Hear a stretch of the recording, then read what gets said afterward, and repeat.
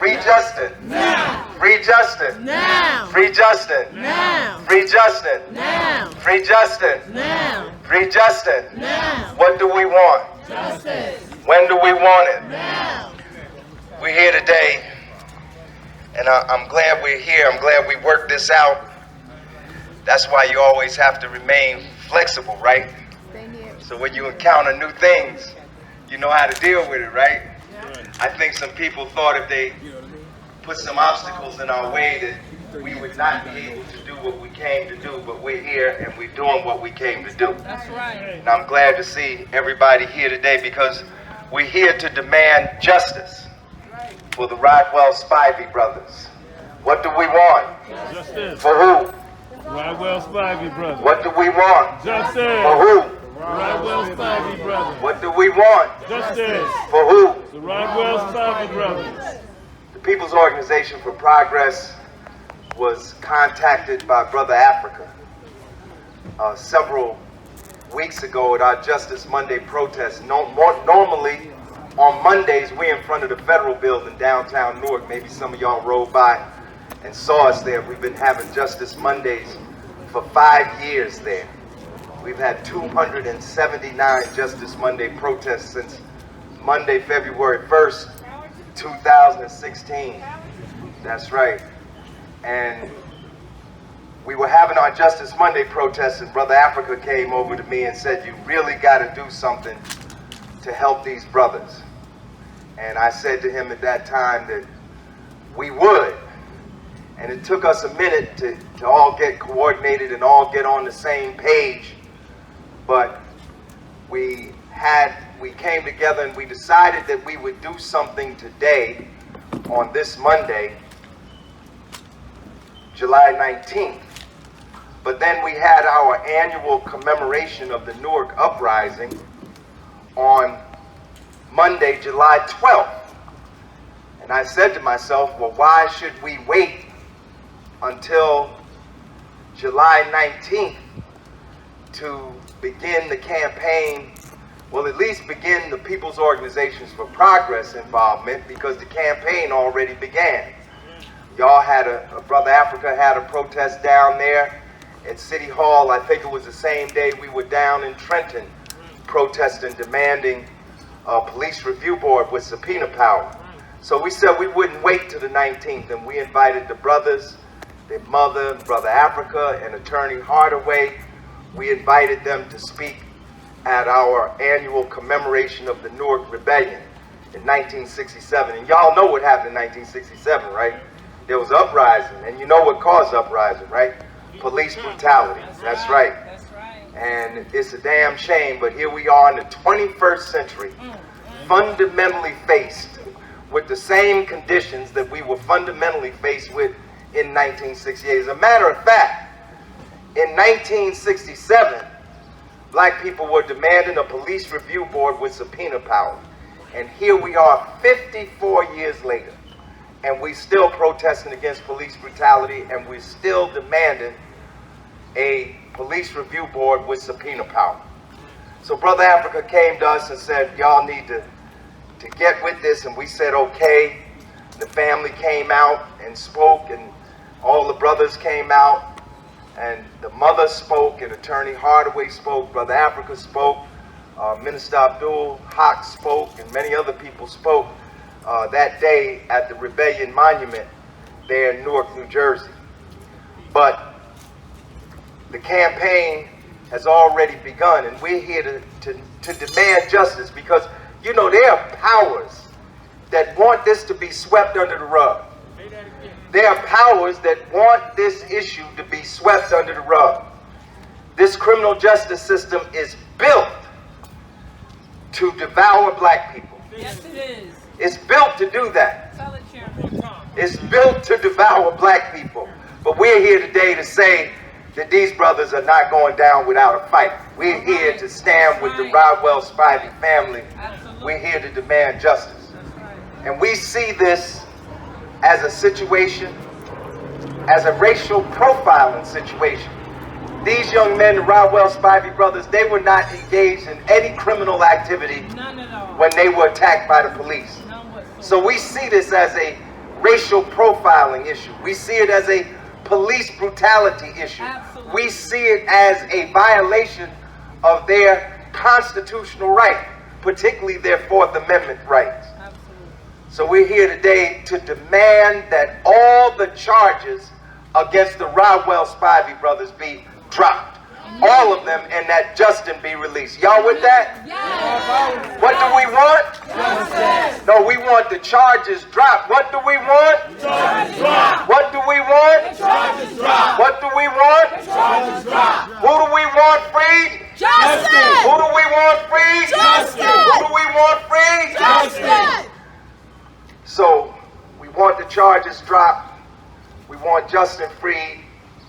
And we're here today to commit our organization, the People's Organization for Progress, to this struggle. And I want to tell everybody in advance, this is going to be a long struggle. It's not going to be over tomorrow. It's not going to be over next week. It might even be several months before they actually go to trial. Who knows? But the thing that we need from everybody here today is a commitment to fight till this issue is resolved.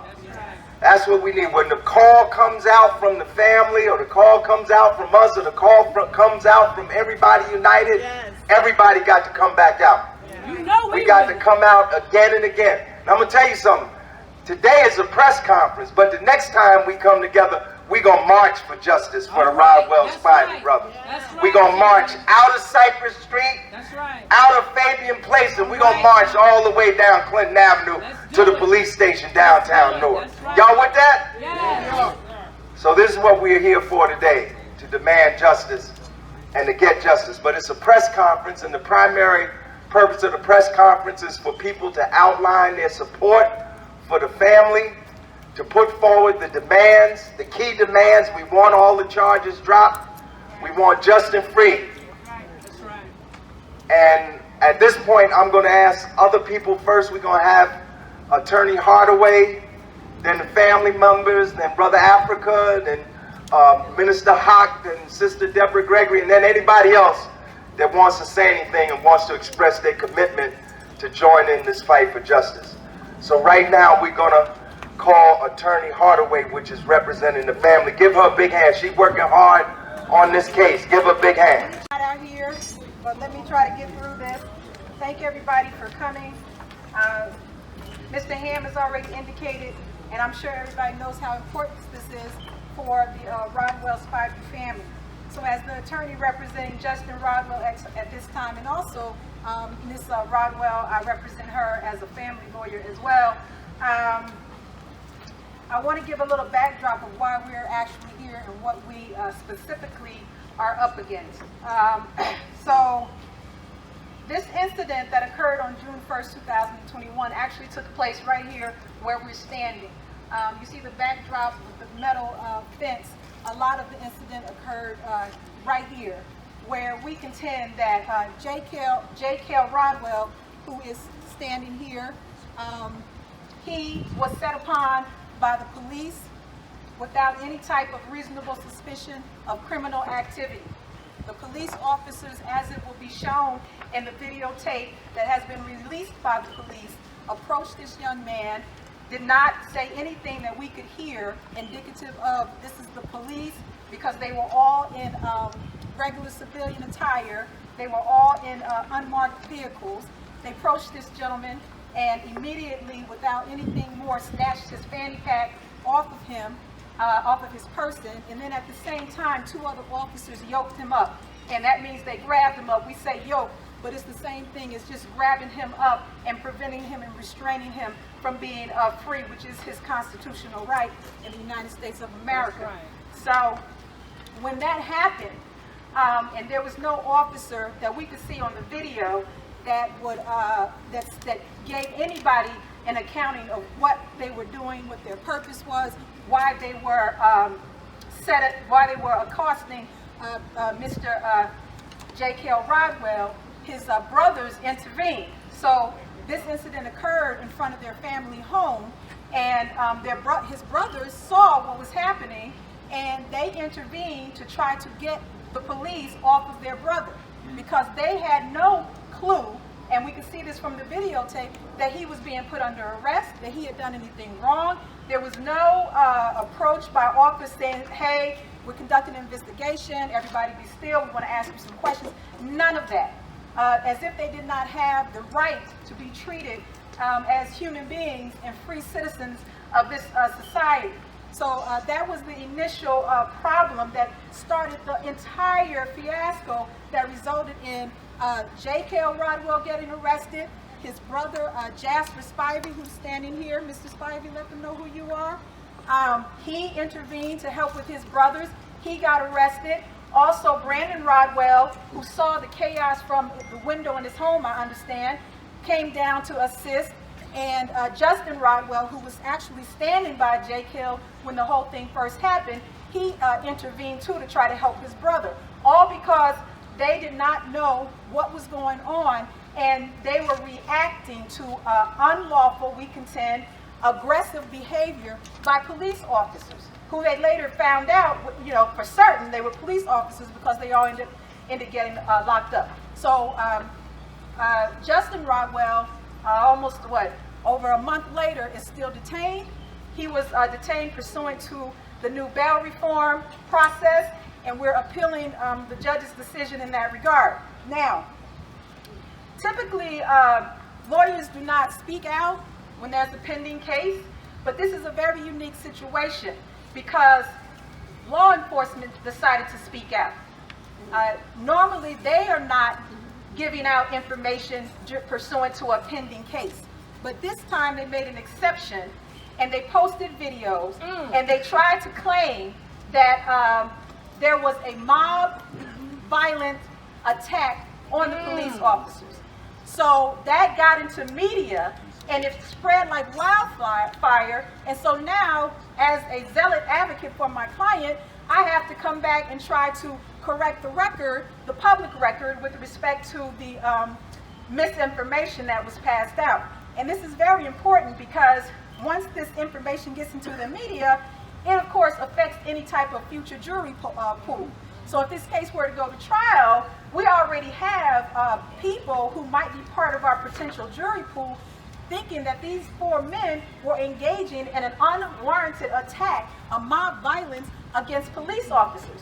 And the reason I can't hold the mic is that I pulled some of the articles. I just went online and I put in the name, Rodwell Spivey family. And I tell you, I got here's one headline that says, mob attack, reportedly injured 2 New Jersey police. Video reveals part of controversial encounter. There's published also was the NEWARK Police Department arrest log that lists the names of individuals who were arrested, and the names of at least some of these brothers was put in here, and it has that they were arrested on gun-related charges, but there are no gun charges in this case. Now, here's another report, and this says Newark police released body cam footage of officers attacked during arrest. That's another misleading headline, and you know, in our society, people don't really read the news all the time or the article. Right. They go by the headline. Here's another one. Released video shows cops getting attacked while making arrests. Now, if you look at the video that was put forth, there is no mention of anybody getting arrested. So here's another misinformation about this incident. Here's something that says, New Jersey police officers injured by mob during an arrest attempt, suspects apprehended unharmed. More information, and this is in an Indian publication, so we don't know how far this stuff is getting out. We have another one, New Jersey police officers attacked by mob during arrest attempt. Body cameras captures attack on Newark police officers. Here's another one. We have one that says Newark police share body cam footage showing officers attacked. Here's another one. We have another one. Video shows 4 suspects attack Newark police officers. Here's another one. Just when you do a simple Google search. Then we have something that says Newark police officers attacked by angry mob during arrest. That's in there as well. Here's another one. I could go on. I have like 5 more left, and I won't read them all, but you get the point. And the fact of the matter is there was one that had the word global on there. So that means that it went global, whoever is listening to that outside of these United States. So when you do things like that, you really prejudice a defendant in a case, because everybody has preconceived notions about what occurred, and those notions are incorrect. So, you know, we're trying to combat that, and we're trying to get as much press or people involved to tell the entire story about what happened that day, not just the story from the police perspective. We have a statement from the mayor of Newark that says that what the police said initially about a mob attack and officers getting injured by kicking and punching and all this, he even sent out a release that says that part was not true. So if that part is not true, let us tell the truth. Why are we being stopped from telling the whole truth? The whole truth is that these young men were set upon. There is a consent decree in the city of Newark that has been signed with the federal government that says that there should be an interracial profile. Well, according to the police reports and according to the video that has been published, Mr. J. Kell was stopped and accosted because he was a black man with dreads and a white t-shirt and a fanny pack. Now, there is nothing, I see some of you people out here now looking the same way. There's nothing indicative of criminal activity based on those criteria that have been set forth in the initial police reports. So we want to make clear to everybody that the true story is that these individuals, this young man was racially profiled, he was detained absent a reasonable suspicion of criminal activity, and then there was an attempted arrest without probable cause. That's our position, and we need for that to be incorporated with the other accounts and articles that are being published in the mainstream media. We don't have the same apparatus as some of these other people do, the powers that be. But if you're going to talk about something, don't give only your version, and then lead people to believe something different from what actually happened on that day. So I think that's all I have. I'm going to let some other people talk. Was it too much? No.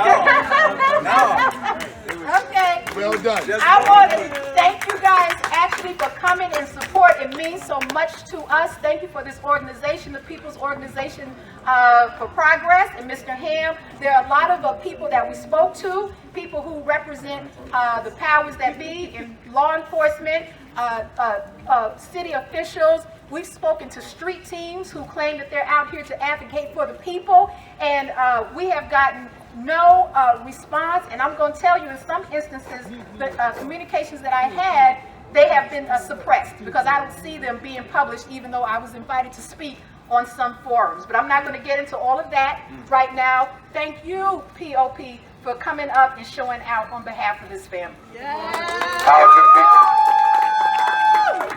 Power to the people. I want to thank everybody for supporting us. All right, Mom. POP. Take your time. For being here. And oh my God, they moved the unit. The precinct is gone. Ever since they knew y'all was coming, they left. All right, Mom. You know, thank God. We got pictures of it. So that's good. That's good. I just want my son home. I know they didn't do anything wrong. You know, it's hard as a single mother to raise boys. Yes, it and is. keep them out of trouble. You know, for them to be standing here not doing anything wrong. You know, and be attacked. Right. You know, and the way I see it on the video, the mob was the police. That's right. You know, that's what I see. That's right. You know, when they came to me, like I told y'all before, they came to me, they said, I got a call. It wasn't no call. Later on, they said it wasn't no call. You know, there's so many stories out here. Then people, I walk down the street, they're like, oh, you heard about them boys down the street? They stole a cop gun. You know how I felt as a mother? You know, so it's like so many rumors around, people looking at us all crazy, you know, and it hurts. It really hurts. You know, that I understand our mayor got up there and said, you know, that was fictitious, whatever the cops said, you know, but he didn't tell the whole story. You know, he didn't say that, yes, those men were attacked. You know, he didn't tell the whole story. You know, and it really hurts me that we have a mayor that's not standing up for us. That hurts. Talk And I'm about not- the harassment, Miss Rodwell. Oh, the harassment is just crazy. I mean, today they just came down the street in a car, rolled down the block, looking at us, came back, stopped in front of my house. I got a camera on my house now, and I put it up there because I was scared. Because there was too much harassment going on. I put a camera in front of the house, the camera took a picture, got him on video.